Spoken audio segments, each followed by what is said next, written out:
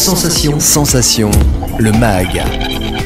Bonjour à tous, bienvenue sur Sensation en association avec TV78. Si l'intelligence artificielle a trouvé un grand intérêt il y a quelques mois auprès du grand public, elle n'est pas si récente. Entreprises, associations ou artistes l'utilisent de plus en plus jusqu'à s'inviter dans certaines mairies pour répondre au téléphone à travers un chatbot. Et le 2 février 2024, les 27 États membres de l'Union européenne se sont mis d'accord sur le premier règlement sur l'intelligence artificielle. Il s'appelle l'IA Act. Pour en parler avec nous, je suis aujourd'hui avec Marie-Raphaëlle Migné. Vous êtes manager du Centre Europe Direct à Saint-Germain-en-Laye, hébergé par la Maison de l'Europe des Yvelines. Bonjour. Bonjour Jessie. Alors l'intelligence artificielle prend une place de plus en plus grande dans notre société, avec des bons et des mauvais côtés. Les citoyens s'inquiètent parfois de cette avancée technologique et le 2 février 2024, les 27 États membres de l'Union européenne ont adopté une réglementation autour de cette intelligence artificielle. Alors pourquoi est-ce qu'il a été essentiel pour l'Europe de mettre en place une réglementation ? Parce que c'est allé très vite. En fait, l'idée, c'était de répondre à une évolution vraiment fulgurante des progrès de l'intelligence artificielle, où on est passé d'un mot un petit peu abstrait à on voit le pape en doudoune ou des choses comme ça, ou entendre des voix de chanteurs alors que les chanteurs ne sont pas présents. Donc il faut réguler assez rapidement. Il a fallu réguler assez rapidement dans la mesure où il y avait des inquiétudes des citoyens et des États membres. Alors deux camps s'opposaient justement lors des débats, ceux qui estiment que l'intelligence artificielle est un domaine innovant, notamment pour les entreprises, et de l'autre les régulateurs. Alors quelles étaient les craintes justement de ces régulateurs ?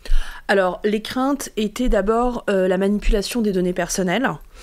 Notamment via des logiciels de reconnaissance faciale, de l'utilisation un peu frauduleuse de documents, etc., auxquels s'opposait notamment la France, qui avait un grand désir de compétitivité, notamment grâce à une start-up qui veut concurrencer ChatGPT,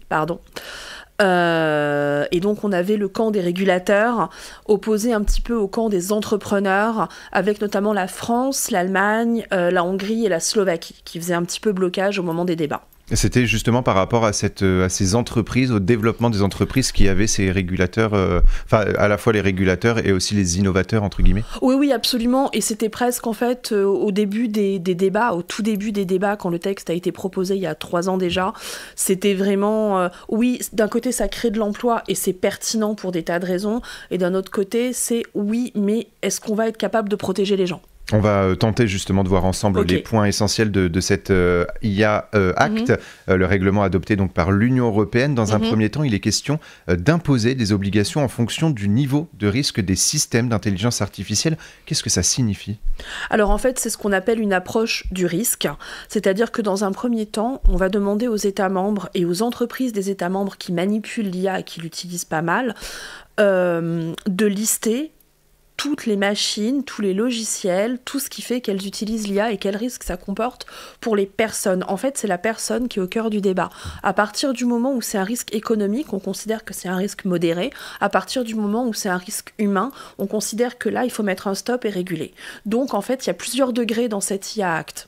Donc l'IA Act, c'est d'abord pour protéger finalement l'humain, pour protéger les citoyens. Absolument, c'est l'humain qui est vraiment au cœur des débats. Le texte disait très clairement, on va devoir lister tout ce qui peut nuire à l'humain ou à son éducation. Alors vous l'avez dit, on peut développer donc des systèmes d'intelligence artificielle, mais il y a une obligation donc de transparence sur les conséquences négatives. Et si les conséquences sont justement trop préjudiciables, est-ce que c'est l'Union européenne qui interdit donc son utilisation ? Est-ce qu'il va y avoir par pays des institutions qui régleront ? Alors l'Union européenne a toujours une possibilité de sanction des États membres qui ne respectent pas les décrets établis ou les actes votés, mais le droit de l'Union européenne ne se substitue pas au droit des États membres, donc chaque État membre devra mettre en place sa propre régulation. En France, c'est la CNIL qui a été citée et à laquelle c'est l'organisme auquel on pense vraiment pour réguler l'IA. Il y a certains exemples de risques élevés dans l'intégration de l'intelligence artificielle dans certains systèmes ou services, comme la gestion des travailleurs et l'accès au travail indépendant avec par exemple un logiciel de tri de CV, l'intelligence artificielle au service des transports ou encore pour la notation. Pourquoi typiquement ces exemples relèvent d'un risque élevé ? Alors je vais rebondir sur les CV parce que c'est le plus parlant. Si les CV, qui est-ce qui traite un CV normalement ? C'est ce qu'on appelle le service des ressources humaines. Si on enlève humain et qu'on le remplace par artificiel, ça veut dire que la discrimination, même si elle existe bien évidemment au niveau des RH, va être encore plus arbitraire et sans possibilité de modération. Oui, parce qu'en fait, finalement, on met des points et ça si va on être un correspond pas à stop, ces voilà, points, on rentre dedans ou pas. Alors qu'un RH qui va aller discuter avec son collaborateur, c'est non, lui, ça va pas. Ah, mais si, voilà. Il n'y a plus cette possibilité de dialogue autour d'une discrimination possible. Alors, je rebondis également sur ce que vous avez dit tout à l'heure. Lorsque les débats ont débuté, Emmanuel Macron exprimait une certaine crainte concernant notamment les conséquences d'un règlement trop strict. Selon le président français, il fallait permettre l'innovation et ne pas réguler plus vite que nos compétiteurs. La France a d'ailleurs réussi à intégrer une clause concernant le secret des affaires dans ce devoir de transparence. La France et l'Allemagne, vous l'avez dit également, étaient opposés à plusieurs points de la réglementation. En réglementant cette IA, quels sont les bénéfices pour les États membres?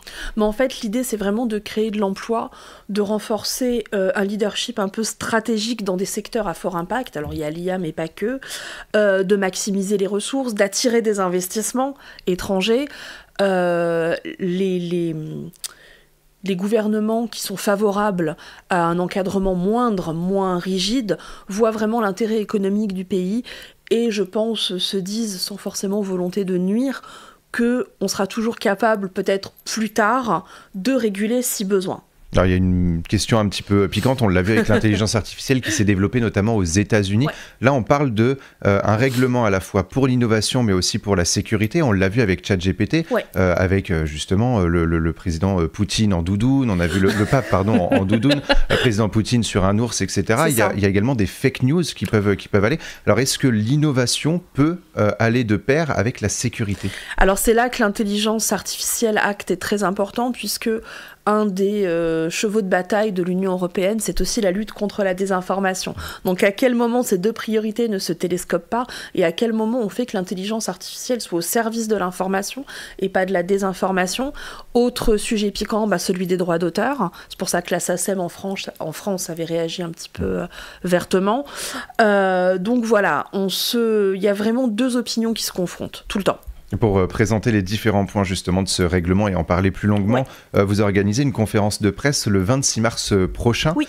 Quels sont les objectifs de cette conférence? Alors l'objectif, il y aura 3 intervenants qui vont intervenir vraiment chacun avec leur thématique et leurs compétences et leur savoir-faire, etc.